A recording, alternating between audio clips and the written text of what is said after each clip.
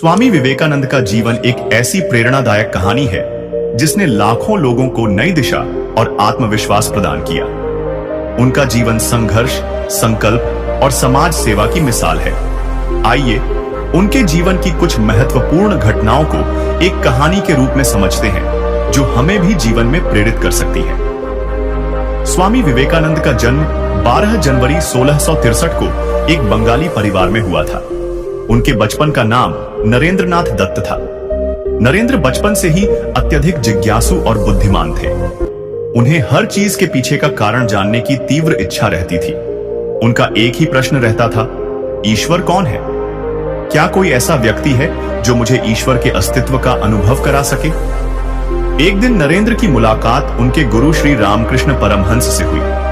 रामकृष्ण जी ने नरेंद्र के हर प्रश्न का उत्तर इतनी सरलता से दिया कि वह उनके शिष्य बन गए। उन्होंने विवेकानंद को सिखाया कि ईश्वर को महसूस करना केवल ज्ञान से ही नहीं बल्कि भक्ति से भी संभव है। गुरु के साथ बिताए गए समय ने उनके जीवन में एक नया मोड़ ला दिया। कुछ वर्षों बाद 1993 में शिकागो में विश्व धर्म महासभा का आयोजन किया गया। स्वामी विवेकानंद ने भारतीय संस्कृति और वेदांत के महान सिद्धांतों को पूरी दुनिया के सामने रखने का निर्णय किया।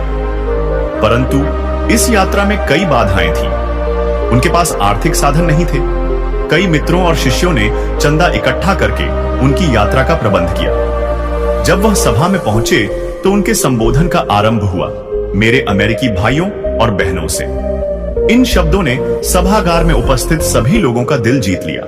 उनके इन शब्दों में इतना अपनापन था कि लोग मंत्रमुग्ध हो गए। स्वामी विवेकानंद ने अपनी पूरी स्पीच में भारतीय वेदांत और दर्शन को इस तरह प्रस्तुत किया कि सभी ने उनकी बातों को ध्यानपूर्वक सुना और सराहा।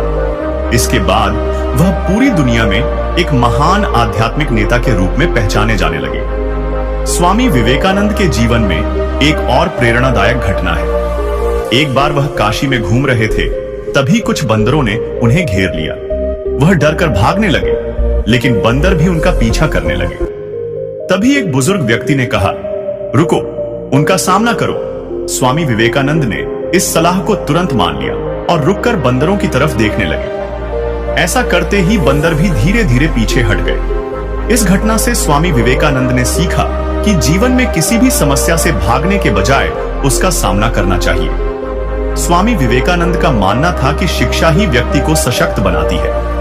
उन्होंने कहा था, अगर कोई एक पुस्तक न पढ़ सकता हो तो भी आत्मज्ञान और आत्मविश्वास से वह महान कार्य कर सकता है।